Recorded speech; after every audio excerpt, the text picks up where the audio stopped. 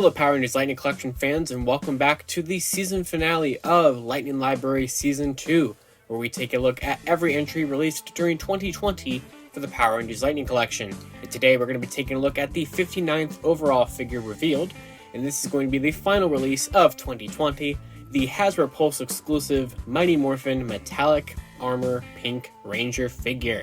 So this was the final of the releases to come out last year, the final thing announced at Hasbro PulseCon 2020 back in September, and we're going to take a look at it here today. Now, just as with most of the late 2020 and ever since releases, I did do like unboxings and reviews of these already on my channel, so we're not going to go like too crazy with this one, but of course we'll go ahead and just take a look at it briefly and go over the history.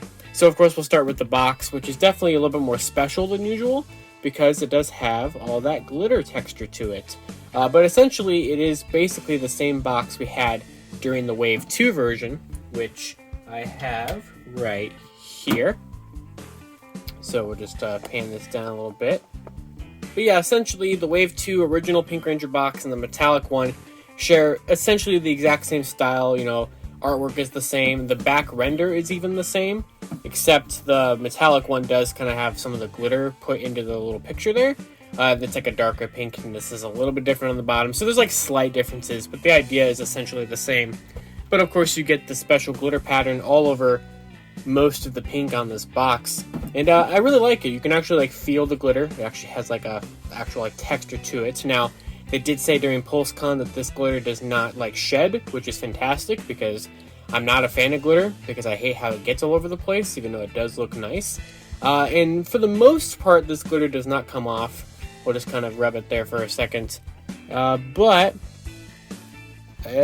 look at that. There's one little speckle of it that came off already. So it does happen, but at least they're like relatively big chunks, so it's not like too horrible. But let's go ahead and take a look at the history of this figure, and then we will take a look at it. Metallic Pink can be traced back once again to Hasbro PulseCon 2020. After revealing Wave 7 and before showing off the Spectrum series boxes for that wave, a surprise figure announcement came out of nowhere when they showed off an image to discuss the Metallic Armor power-up seen for the MMPR team in Season 3.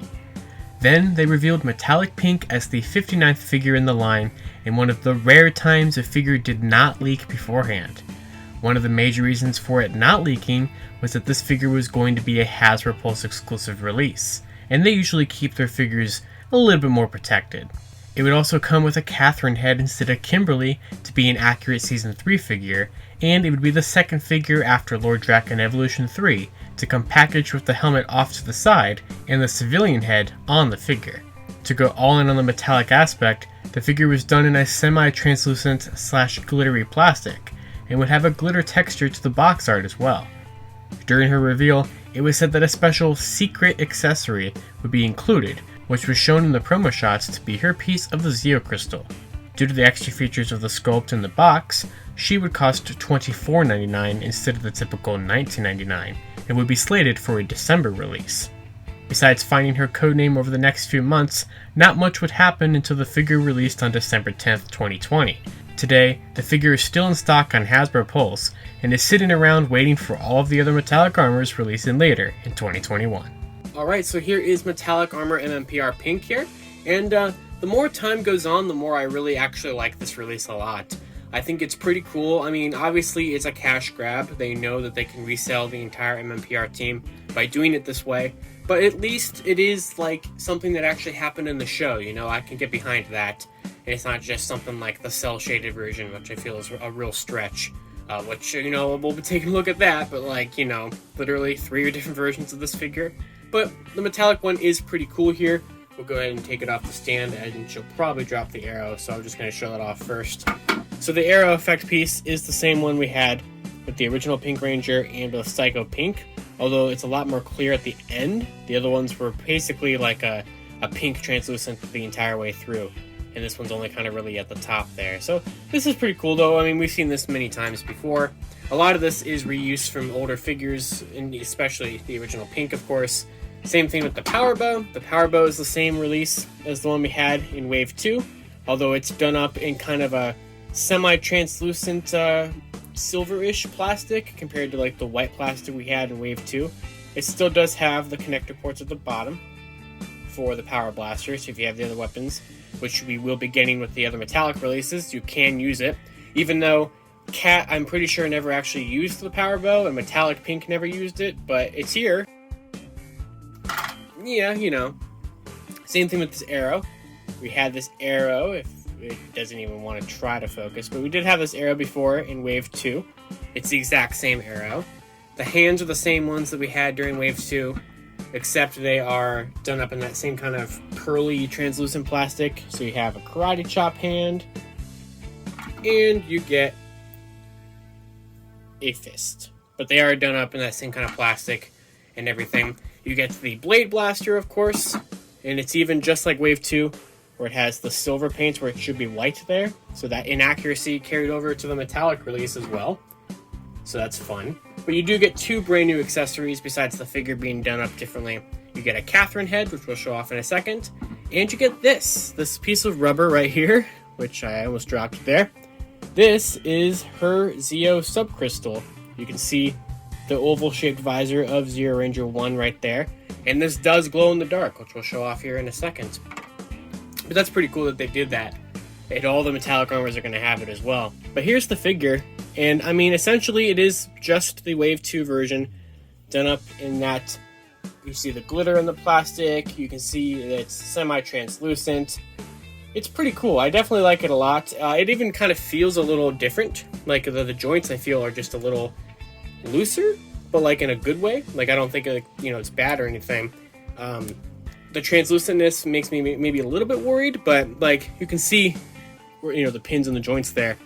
It's regular pink plastic, so it's not like it's, pink translucent on the joints. If it was translucent joints, I'd definitely be more weary of this. But yeah, it's pretty good. I like it a lot, and I'm happy that they were able to kind of replicate that look. I mean, obviously, the kind of translucent aspect to it is not super, super accurate to what we actually saw in the show, but I think that they captured it well enough with the glitter. And it's not like it's super translucent. It works enough. You can definitely tell the darker color, especially when you compare it to the original Wave 2 release. You can definitely tell the darkerness of the color, and kind of get the metallic aspects to really shine through when you have the two of them next to each other. And I am looking forward to the rest of the team. So let's go ahead and show off the Catherine head, which I think is pretty solid. And what's really interesting is that not only are we getting another Catherine head, we're getting 2 more Catherine heads in the GameStop exclusive 2-pack. So this one is supposed to be kind of a, one of her hairstyles she had during MMPR Season 3. I would actually argue that this is pretty much the most accurate Season 3 head sculpt for her. We are getting a normal Pink Ranger head sculpt for her in the 2-pack, but I think that looks kind of more like her Zeo hair. And then we're getting one for Zeo Pink in the 2-pack, and I think that kind of looks more like her Turbo hair. So we're kind of getting all the cats, which, it's nice that we have a bunch of different hairstyles. But yeah, I think it looks like Catherine Sutherland. I think that, it looks like Cat from the show. I think it's a pretty good one overall. And it's a good way to get you to buy the figure, make it Cat and not Kimberly. So, yeah, good on you, Hasbro, on doing that. So it's definitely tough to get it across on camera, but there is the glow-in-the-dark Zeo Crystal, the best that I could get it. But yeah, it does glow in the dark. Alright, well that is going to do it for the final figure release of 2020 for the Lightning Collection, and is also going to be a close on Lightning Library Season 2. So, thank you all for supporting this series every Wednesday here on the channel. I will be returning for this series for Season 3, although it will be a while. I'm not going to start Season 3 until 2022, because while Season 3 is going to cover all the 2021 releases, that would literally only be 3 things right now. That would be the Pink Ranger Morpher, actually the 4 things, the Morpher, the helmet, and then Wave 8 and Wave 9. But I want this series to be, a retrospective, after the figures and stuff have come out, and I don't really want it to be like my fresh opinions of them right as they release. So you guys can look forward to that series in 2022, especially since we still know how 2021 is going to wrap up with releases, even though there are going to be a lot. But I'll see you guys next time on the series for that, which if you're watching this like years from now, you can probably just see the Season 3 premiere already. But if not, I'll see you next year for this series. And of course, Wednesday videos will continue. And just stay tuned next Wednesday for that. It just won't be Lightning Library. But until then, you can follow me on Twitter at LivingRangerKey or at LightningFigPR. And you can check out all of the figure releases and roleplay item releases in the Lightning Library from Seasons 1 and 2 in the playlist in the end card. I'll see you all next time. And until then, Tokusatsu forever.